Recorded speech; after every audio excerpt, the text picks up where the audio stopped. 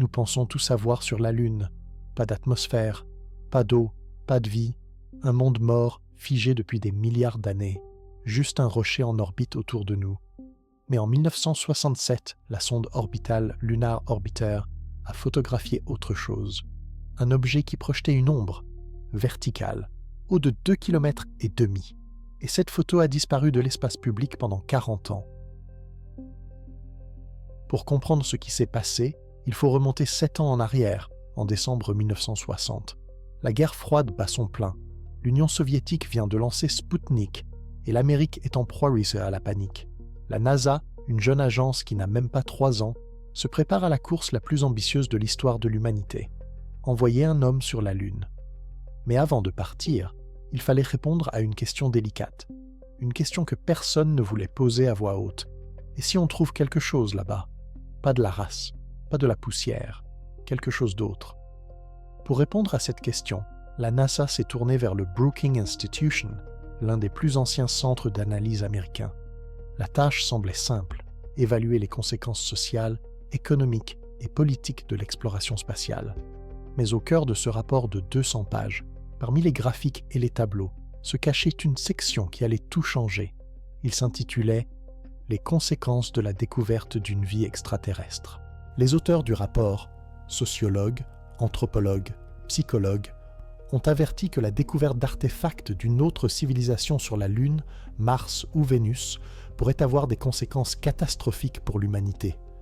Ils ont fait référence à l'histoire, aux tribus qui se sont effondrées au contact de cultures plus développées, aux sociétés qui ont perdu confiance en elles-mêmes face à quelque chose qu'elles ne pouvaient pas comprendre, et à la fin de la section, une recommandation, aride, bureaucratique, mais d'autant plus effrayante. Les auteurs ont proposé d'étudier la question de savoir dans quelles circonstances les informations relatives à une telle découverte peuvent être dissimulées au public, et dans l'intérêt de qui cela devrait être fait.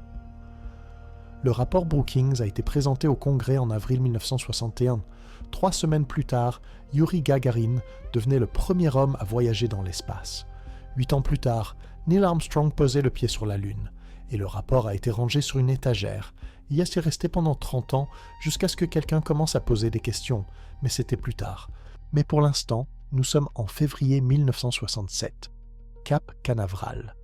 Sur la rampe de lancement, la fusée Atlas Agena se prépare à décoller. À son bord se trouve la station automatique Lunar Orbiter 3, la 3e d'une série de 5. Sa mission est simple, photographier la surface de la Lune afin de trouver un site d'atterrissage pour les futurs astronautes. Personne ne s'attendait à ce que la caméra filme autre chose que des cratères et de la poussière. Le 5 février, la sonde est entrée en orbite lunaire. La caméra s'est mise en marche. Le film a été développé directement à bord, en apesanteur, dans des conditions pour lesquelles cette technologie n'avait jamais été conçue. Les images ont ensuite été numérisées et transmises à la Terre. L'un des sites de tournage était Sinus Media, la baie centrale. Ce point se trouve presque au centre du disque lunaire visible. C'est un endroit idéal pour atterrir, une surface plane, avec un minimum d'obstacles. Le cadre a reçu le numéro 84 aux Murph. Au premier plan, le cratère Bruce. Derrière lui, la plaine grise de la mer. Et à l'horizon, là où la surface de la Lune rencontre la noirceur de l'espace, la caméra a capturé quelque chose. Silhouette verticale, mince, de forme irrégulière, projetant une ombre sur la surface, un objet qui ne devrait pas être là. La photo a subi un traitement standard. Elle a été enregistrée dans le catalogue, puis elle a disparu dans les archives du Centre national de données spatiales à Greenbelt, dans l'État du Maryland. Pendant 40 ans, personne ne savait qu'il existait. Nous sommes en 1993.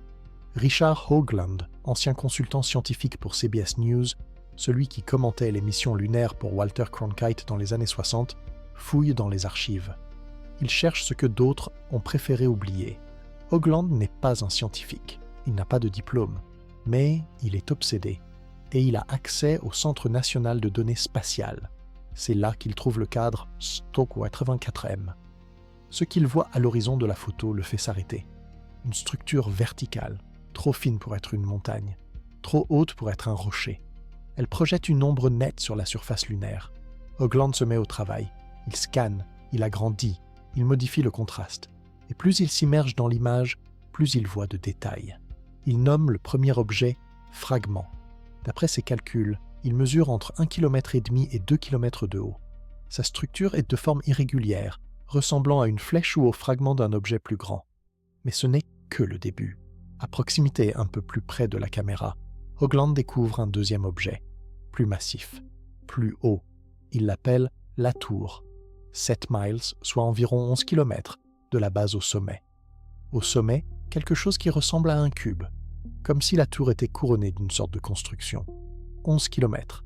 À titre de comparaison, l'Everest mesure 8800 mètres. Le Burj Khalifa mesure moins d'1 kilomètre. Mais ce n'est pas tout. Sur d'autres clichés pris par les astronautes d'Apollo, Hoagland découvre un troisième objet. Il le baptise le château, une structure qui selon lui flotte à 14 km au-dessus de la surface, comme suspendue dans le vide, avec quelque chose qui ressemble à un câble détendu. 3 objets, 3 silhouettes impossibles dans un monde où il ne devrait y avoir rien d'autre que de la pierre et de la poussière. Hoagland avance une théorie radicale, une théorie folle, si l'on en croit les critères de la science officielle. Il affirme qu'il s'agit de ruines, les vestiges d'anciennes constructions, faites d'un matériau semblable au verre, des dômes, des tours, des piliers, tout ce qui reste d'une civilisation qui existait bien avant l'apparition de l'humanité. Il dit « Regardez le ciel au-dessus de la Lune sur les photos prises par les astronautes. Il devrait être complètement noir, mais parfois il semble brillant, comme du cuir verni selon la description de l'astronaute Alan Bean. » Hoagland affirme que ce n'est pas le ciel. Ce sont les restes d'immenses dômes de verre qui recouvraient autrefois des régions entières de la Lune, sales, brisées, mais qui réfractent toujours la lumière. Et là, il se souvient du rapport Brookings, la recommandation de cacher les infos qui pourraient déstabiliser la société. Tout s'assemble pour former un tableau effrayant, mais logique si l'on accepte ces hypothèses de départ. La NASA était au courant, depuis le début, et elle a gardé le silence. En 2007, le livre Dark Mission, The Secret History of NASA, Mission obscure, l'histoire secrète de la NASA, est publié. Ses auteurs sont Richard Hoagland et Mike Barra. Le livre devient un best-seller. Il occupe la 21e place du classement du New York Times. Des millions de personnes découvrent les photos, découvrent l'Oscoloc, découvrent la tour, découvrent 40 ans de silence. Mais il y a quelqu'un qui savait cela bien avant, et qui a gardé le silence bien plus longtemps. Année 1971, Houston, Texas, Centre spatial Johnson. Ken Johnston, ancien marine, pilote d'essai et l'un des 4 conseillers civils du programme Apollo, travaille au laboratoire de réception des échantillons lunaires. Son titre semble modeste, chef du département des données et du contrôle photographique. En pratique, cela signifie que tout passe entre ses mains, chaque gramme de sol lunaire, chaque photo prise par les astronautes, chaque image filmée en orbite. Johnston compile des catalogues. Il emballe les échantillons pour les envoyer à des laboratoires partout dans le monde. Il veille à ce qu'aucun négatif ne soit endommagé et qu'aucune signature ne soit perdue. Il est le gardien des archives, l'homme qui a tout vu. Et un jour, il en voit trop. Johnston entre dans le laboratoire photo. Une journée comme les autres, une routine comme les autres. Mais quelque chose cloche. Une femme qu'il ne connaît pas est assise à la table. Devant elle, une pile de photos, dans sa main, un pinceau. Elle recouvre le ciel. Johnston demande ce qui se passe. La femme répond calmement. Elle se présente comme une stripteaseuse. Son travail consiste à supprimer les détails qui pourraient dérouter les gens. Les étoiles dans le ciel lunaire, les reflets, les anomalies. Johnston regarde les photos. Sur celles qui ont déjà été traitées, le ciel est un rectangle noir uniforme. Sur celles qui attendent leur tour, on voit autre chose. Quelque chose qui ne devrait pas être là. Il ne pose plus de questions. Pas ce jour-là. Mais il s'en souvient. Le temps passe. Le programme Apollo prend fin. Le laboratoire ferme ses portes. C'est alors que le supérieur de Johnston, Bud Laskawa, le convoque dans son bureau. L'ordre est simple et sans ambiguïté. Détruire les archives photographiques. 5 séries complètes de clichés originaux. 8 sur 10 pouces. Première génération de tirages. Les plus proches des négatifs originaux. Johnston s'y oppose. Il affirme qu'il s'agit d'un bien public, que les photos ont été financées par les contribuables, qu'elles peuvent être transmises aux universités, aux musées et aux chercheurs. Réponse : non. Débarrasse-toi d'eux. Je me fiche de ce que tu penses. Johnston exécute l'ordre. Presque. Il détruit 4 jeux. Il cache le 5e. Il le met sous pli fermé. Il le range dans un endroit sûr. Et il se tait. Depuis 30 ans. Pourquoi reste-t-il silencieux? Parce qu'il est militaire. Parce qu'un ordre est un ordre. Parce qu'il n'est pas sûr de ce qu'il a vu. Parce qu'il n'a pas de preuves, seulement des souvenirs et un dossier contenant des photos qu'il n'a pas le droit de montrer. Ou peut-être parce qu'il sait que personne ne le croira. En 2007, Johnston entre en contact avec Richard Hoagland. Il lui donne accès à ses archives. Les photos sont numérisées, elles sont publiées, elles deviennent la base de la mission obscure. Johnston donne une interview. Il parle des stripteaseuses, de l'ordre de détruire les archives, de ce qu'il a vu sur les photos et de ce qui a été effacé. La NASA nie tout. Les représentants officiels qualifient Johnston de fantaisiste. Ils soulignent les inexactitudes dans sa biographie. Ils remettent en question ses qualifications, mais les photos existent, les archives existent et les questions restent. Qu'est-ce qui a été retouché dans le laboratoire photo du Centre spatial Johnson pendant l'été 1971? Et pourquoi, 36 ans plus tard, cela a-t-il encore de l'importance? Année 2007. Californie. Centre de recherche Ames de la NASA.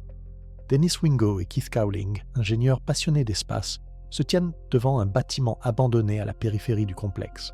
Ancien restaurant McDonald's, fermé depuis quelques semaines. À l'intérieur, ça sent encore la friture. Mais Wingo et Cowling ne regardent pas la cuisine. Ils regardent 4 armoires métalliques géantes qui viennent d'être apportées d'un hangar situé en banlieue.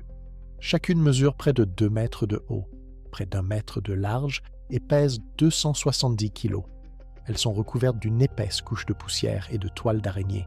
Ce sont des magnétophones Ampex FR900, les derniers exemplaires de fonctionnels sur la planète, des machines conçues pour enregistrer des données à une époque où les ordinateurs occupaient un nombre des pièces entières.